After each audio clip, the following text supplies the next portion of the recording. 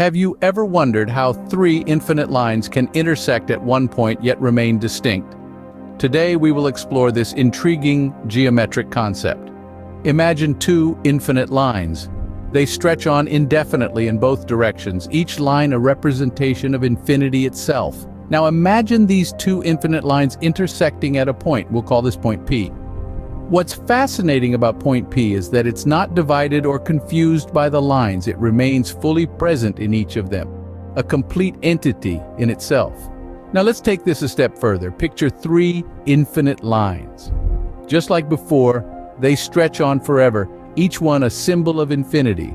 These lines intersect at a point which we'll label as Q. Similar to P, Q is not divided or confused by the lines. It remains fully present in each of them, maintaining its individuality amidst the infinity. Let's label each line as L1, L2, and L3, and each point on each line is A1, A2, and A3 respectively. Here's where it gets interesting. A1, A2, and A3 are distinct points because they belong to different lines. Yet A1 and Q, A2 and Q, and A3 and Q are not distinct points because they have zero distance between them. This scenario illustrates how three distinct entities can share the same essence or nature without losing their individuality or identity. It's a representation of unity in diversity, a concept that we often grapple with in various fields of study. It's important to note that this is just one way to understand or visualize this concept. There are bound to be other interpretations and perspectives, and that's the beauty of it. It opens up a world of possibilities, encouraging us to think outside the box and challenge our understanding of the world. Now that we have a basic understanding of intersecting infinite lines, let's move on to a more complex scenario. Now imagine three infinite lines intersecting at a single point. Sounds impossible? Let's delve deeper and see how it works. Imagine a point, we'll call it Q. This point Q, located in the infinite expanse of space, is where three infinite lines, let's call them L1, L2, and L3, intersect.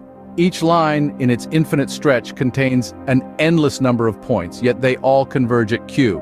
Now let's take a closer look at these lines. On L1 we have a point we'll name A1, on L2 we have A2, and on L3, A3. These points A1, A2, and A3 are distinct, each belonging to a different line. Yet when we consider their relationship to Q, the picture gets a bit more complex. You see, A1 and Q, A2 and Q, as well as A3 and Q are not distinct points. They have zero distance between them. They are, in a sense, the same point, yet they retain their identity as A1, A2, and A3. This might sound like a paradox, but it's simply an exploration of the infinite.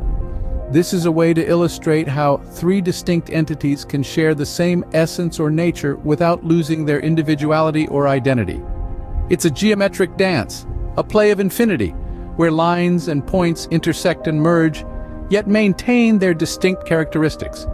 Now let's take a leap from geometry to theology. The concept of the Trinity, the Father, the Son, and the Holy Spirit, three distinct entities sharing one divine essence, might seem a lot less abstract when thought of in terms of our infinite lines and intersection point.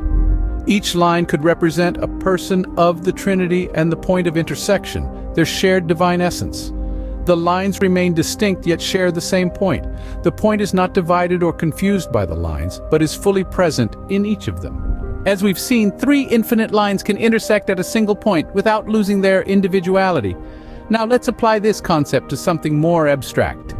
What if we told you that this geometric concept could help us understand one of the most profound theological mysteries, the Trinity?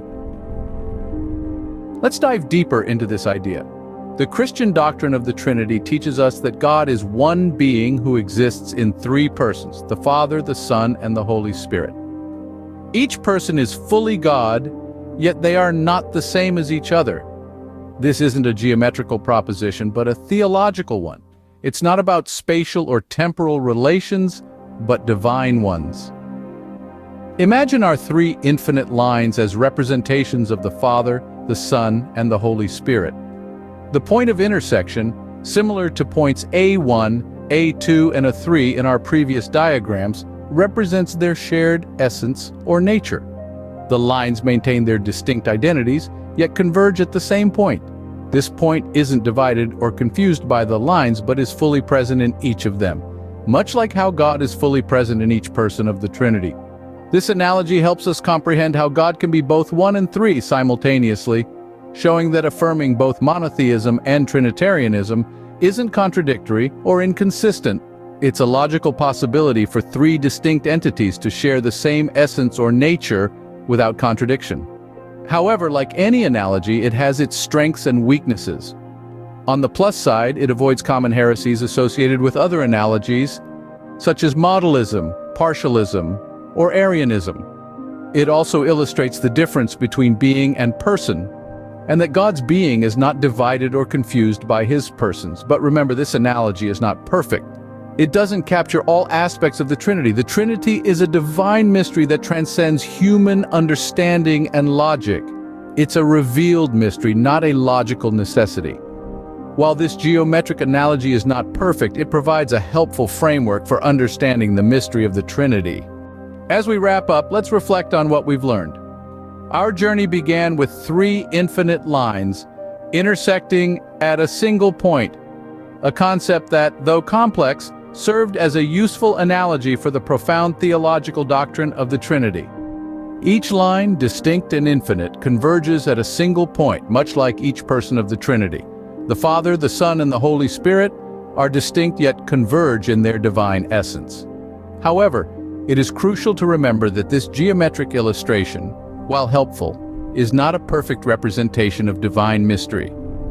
The Trinity transcends human understanding and logic, and no analogy can fully capture its depth and complexity. Yet these analogies can lead us to a deeper appreciation of the divine, encouraging us to grapple with its complexities and marvel at its intricacies. Remember, while our human minds may struggle to comprehend such mysteries, they invite us into a deeper appreciation of the infinite complexity and beauty of the divine.